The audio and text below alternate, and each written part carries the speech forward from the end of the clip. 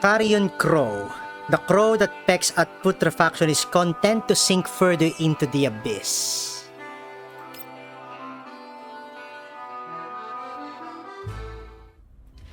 The heavy metal door seals shut, hedging out the clamor of the outside world. Inside the lab, the only sounds are the low humming made by Barry's precision instruments echoing in the spacious interior.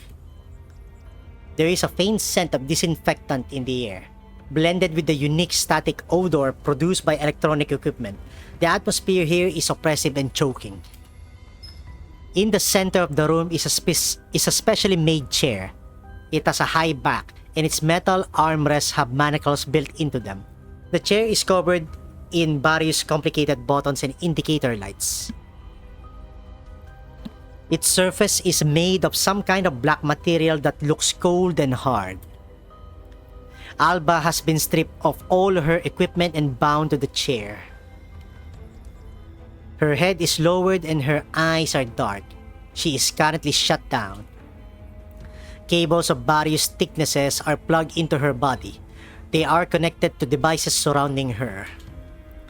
A huge monitor displays constantly shifting complex data and waveforms. Several lab-coated marionette doll researchers are working around Alba. They have received extensive and sophisticated biosynthetic external customization, so their facial expressions look exceedingly lifelike. However, the way their fingers fly across their keyboards exudes an inhumanity that is difficult to hide. From time to time, they will glance up at the data on the big screen and frown, as though they have encountered some problem. One researcher carefully adjusts the cables coming from Alba, ensuring there's a good connection to the equipment. Another researcher carefully studies the data on the screen, constantly taking notes. Yet another researcher is holding a tablet PC, but a closer inspection reveals that they are actually playing a game. Suddenly, the sound of a heavy metal door opening shatters the lab's silence.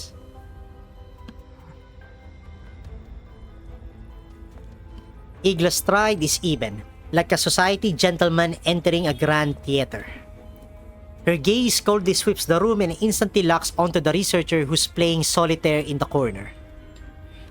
Her lips curl with an almost undetectable disgust, but she maintains her composure. ダミー人形たちの服装と装飾、本当に必要ですか？この方が綺麗じゃん。In response to Igla's question, a figure slowly rolls out of the shadows on a swivel chair. She has a cup of hot coffee in one hand, which she is stirring with a spoon in the other. The murky coffee has so much sugar in it that it's practically solid. Her smile is bright and sinister. Her eyes are wide, but there is a mania in them. チルロビグ様。Igla's slightly wrinkled brow and the revulsion in her eyes indicates her true feelings about the researcher. 私をお嬢様から引き剥がしただけの理由、終わりなのでしょうね。まあまあ、そんな怖い顔しないでよ。Chilubake tilts her head back and finishes the coffee in one gulp, then spits it all back out. むずっ。何の茶番ですか？私の尊敬してる人の生活スタイルを真似てるんだけど、ちょっと砂糖入れすぎたわ。そこのここ掃除して。A marionette doll steps in from the sidelines and cleans up the floor. Chilubake chuckles and puts the sediment-filled mug back on her table, then kicks off the ground to set her spinning chair revolving until she gets dizzy. ごっこ遊びも結構ですが、用事がないようでしたら、ここで失礼させていただきます。お嬢様は大事な客人の対応中です。一人にさせたくありません。Despite Igla's polite tone, the annoyance in her eyes is growing. She walks slowly to the center of the lab. Her gaze locks on the bound Alba like she is inspecting an exquisite but flawed work of art. 相変わらず堅物なんだから。あんたのその顔、うちの猫が怒った時とそっくりだよ。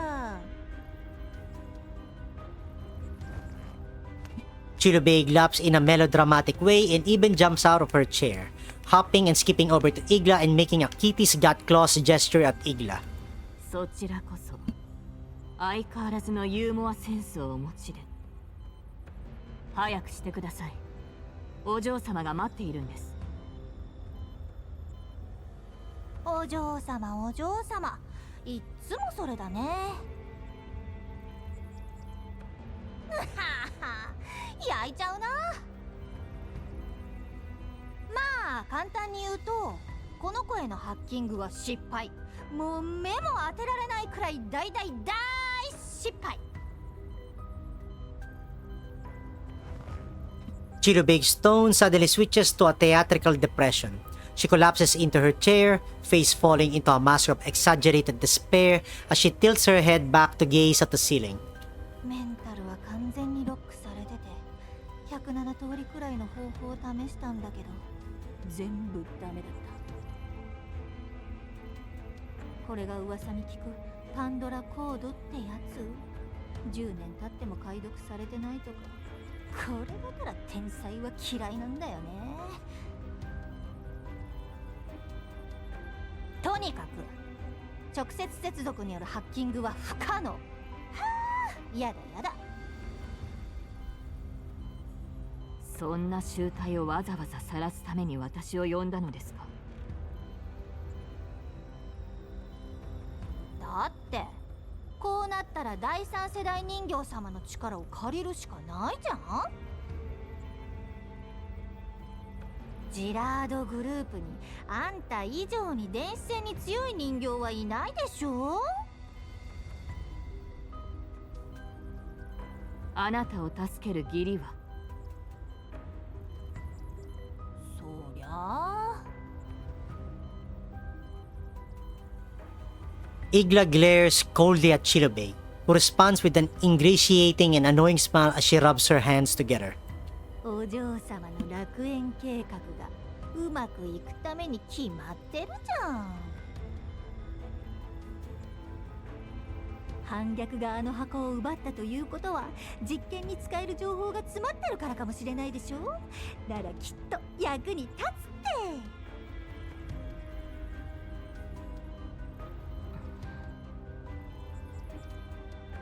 ああ、やっぱりそれだけじゃ納得しない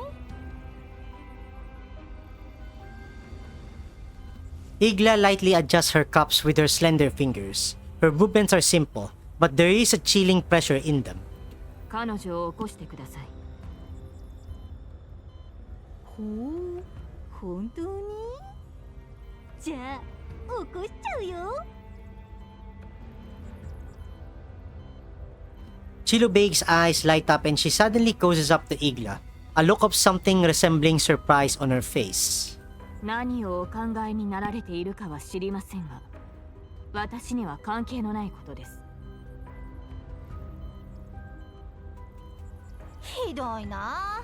私の行動は全部オルフェルーネのためを思ってのことなのに。ま、私にもメリットがあるのは確かだけど。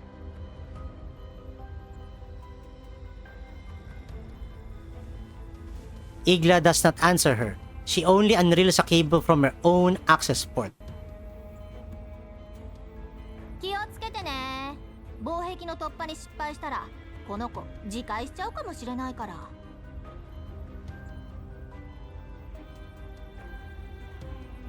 そうなったらお手上げだよ。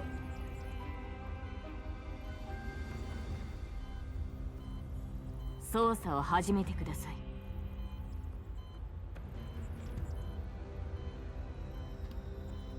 Igla's tone does not change, but there is an undeniable authority in her words. 時間は等しく平等です。私もあなたも無駄にする余裕はありません。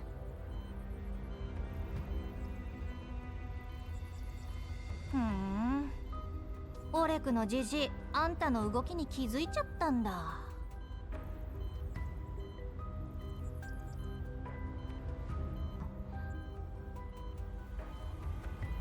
思ったより頭いいじゃん。もしあんたのやろうとしてることに気づいた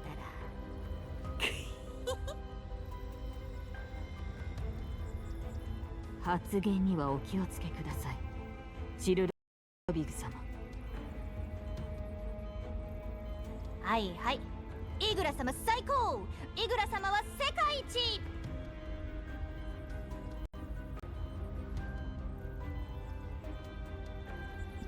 Chilubeg bows in an over-the-top fashion to show that she is ready to cooperate, and her eyes shine even brighter. No, shines ever brighter. In response to Chilubeg's acquiescence, the marionette dolls dressed up as humans begin moving without a command, as though they had been suddenly infused with life force. Their movements are mechanical and precise, with no hesitation or delays. They follow procedures meticulously. The click of switches and the humming of machinery is like a prayer for a resurrection. Electrical current flows through the cables plugged into Alba and into her entire body. She reflexively struggles and groans in pain. However, the bindings which secure her in place leave her unable to move. The awakening process takes some time. After a while, Alba slowly opens her eyes, her blurry vision slowly focusing into clarity. After surveying her unfamiliar surroundings, she turns to the marionette dolls, now frozen in place, their earlier flurry of movement replaced by vacant stares fixed on her. She does not catch the silhouette of Chilubeg. Instead, her gaze goes straight to Igla. Upon seeing her, Alba suddenly relaxes and smiles.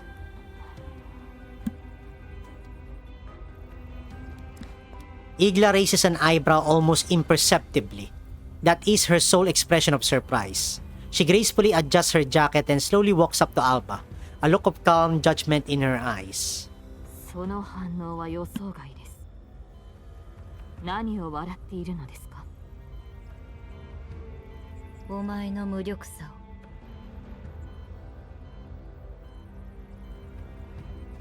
を。Alba's tone is calm, but with an undercurrent of mockery in it. 私のメンタルへのハッキングに失敗したんだろう。成功していたら私を起動させたりなんかしない。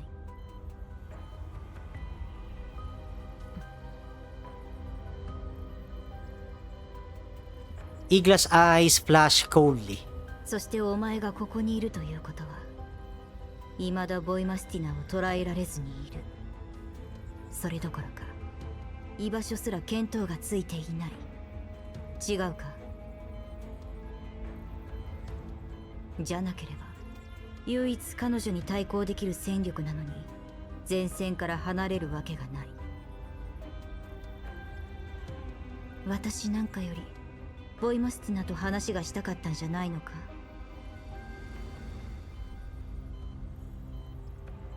？She pauses, then continues. ボイマスティナの捕獲も私に対するハッキングのいずれも失敗した。内心相当苛立っているはずだ。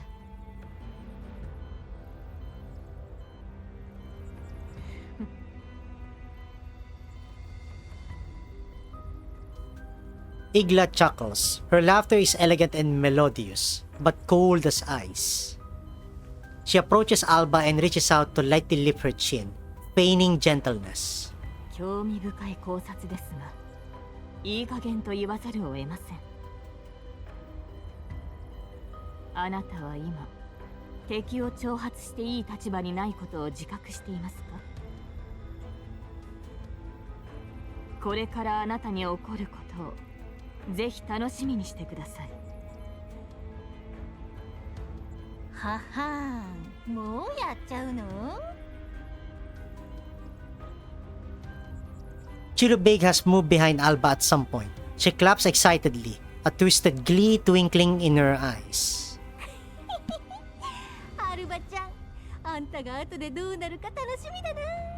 泣き叫びながら許しを請うのか、メンタルが崩壊するのか。お前は。 Alba's composure shows its first crack upon noticing Chilobake's presence. 確かあの時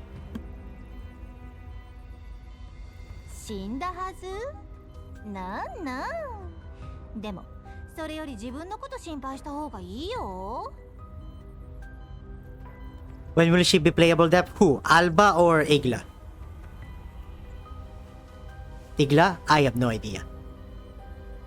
No news about that yet. But she seems like a playable character, to be honest.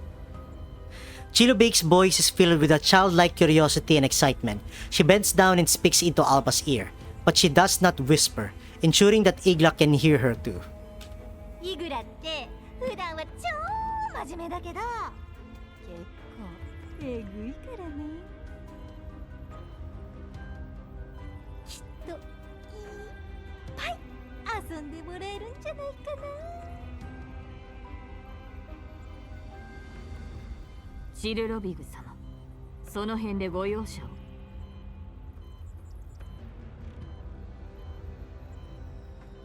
Igla's tone bears a hint of warning. もう私を苦しめることはない。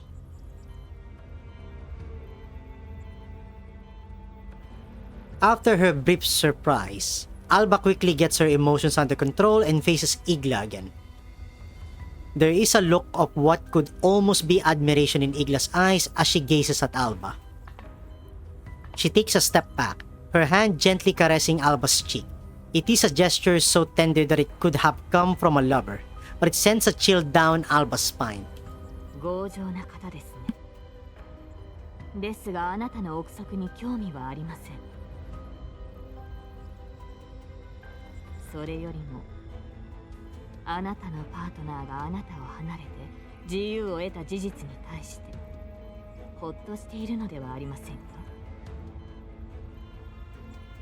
ずっと自分を足かせだと思っていたのでしょう。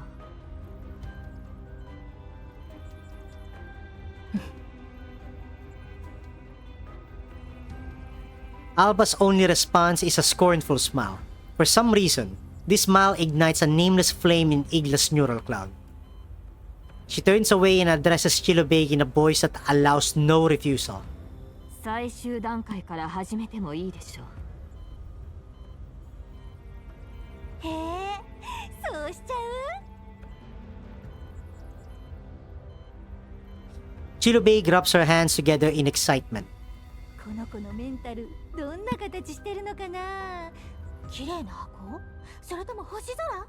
いや、迷路でもおかしくない。あー、楽しみ。 Igla pays no attention to Chilobake's antics. She simply nods to indicate that the marionette dolls should continue their work. 始めてください。 Several marionette dolls surround Igla, their hands connecting various cables to the access ports Igla has opened up. A massive amount of signals flood through them into Alba's mind, blocking out her vision. Alba struggles in the darkness with all her might, but she cannot break free of the bonds which hold her.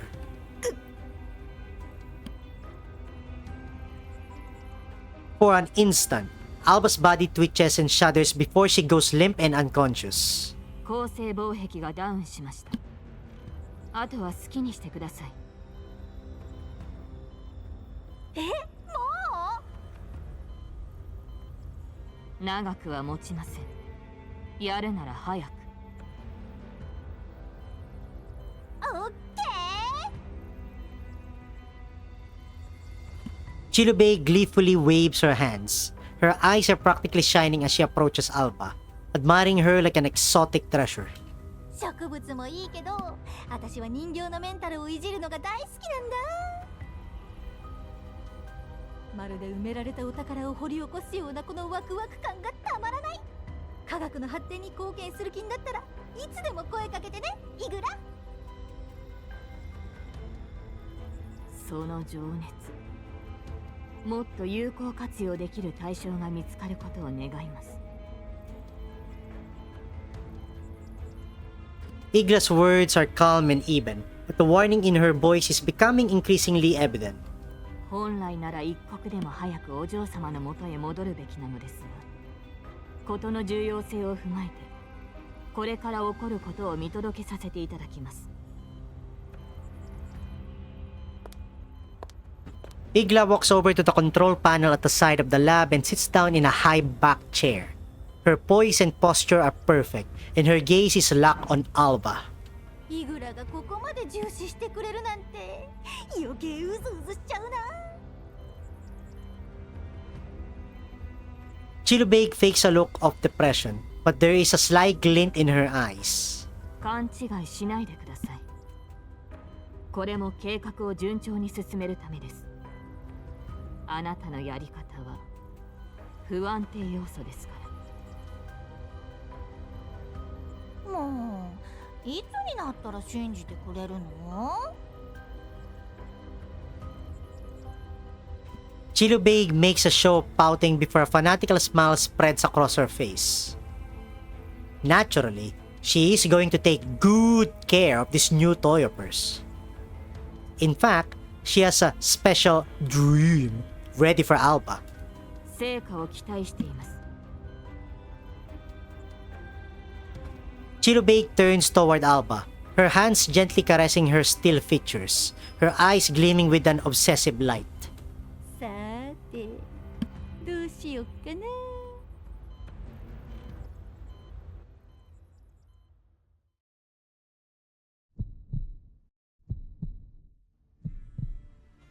Her heart lurches, as though it's going to burst right out of her chest. Alba wakes up, and then she remembers that she doesn't even have a heart in the first place. Her breathing grows ragged, her body glistens with cold sweat, and she feels a chill run down her spine. With nothing but utter darkness before her, she unconsciously reaches up to touch her eyes. She cannot see anything. Is it just dark, or is she blind? She reflexively attempts to move forward, but she feels as though she is suspended in the void, with no way to exert her strength. Alba realizes that she is being hacked at this point. And the moment she realizes that, the surroundings are suddenly filled with a burst of noise that approaches her rapidly, as though it's locked onto Alba's presence and is closing in on her. As the terrifying sound draws closer, a blinding light suddenly appears before Alba. She reflexively reaches a hand out to block it, but in the next moment, the true extent of the bone-chilling sight around her becomes apparent.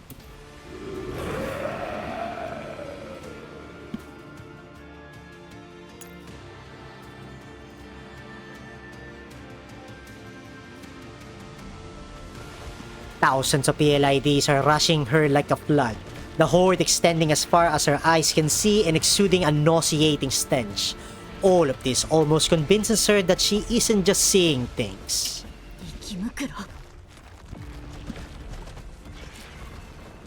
Alba frantically tries to bring her gun up to shoot back, but she finds that her hands are empty. And in this moment of confusion, she is swamped by a tide of monsters, carried away like a reed in a flood.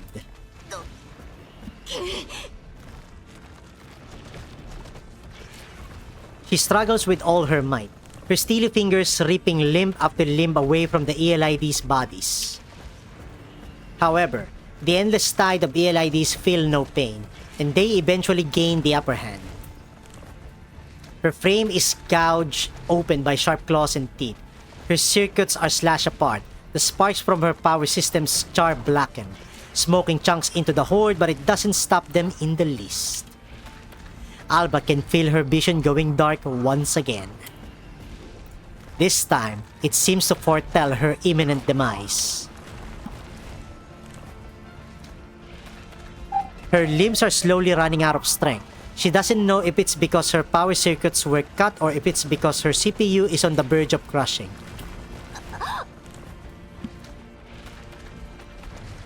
She opens her mouth, but she cannot make a sound. The creatures bury her in the abyss. She doesn't feel pain, only a growing fatigue. She's getting a little tired. しっかりしなさい AL94。 Just as Alba is about to doze off, a mighty force suddenly grabs her arms and pulls her out of the ELID horde.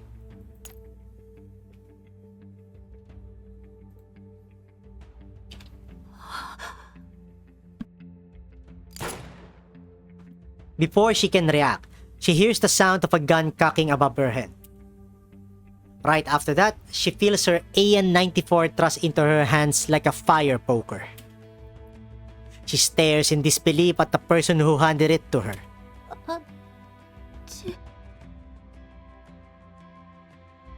無駄口叩いてる暇はないわ。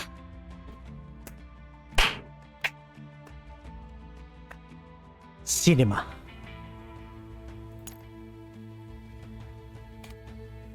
We actually get to see her in Girls Frontline 2. Well, what do you know?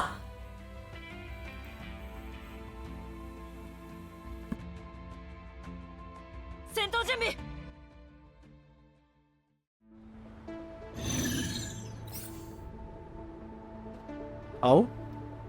Alright. Alba only. Thank you for your service, X-Ray. Let me borrow that Alba. We're going one-on-one.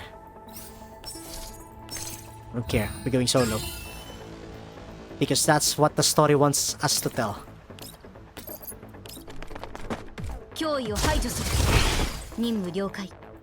Remember, she's not a bad support. She is the perfect free support. That's why she can go solo.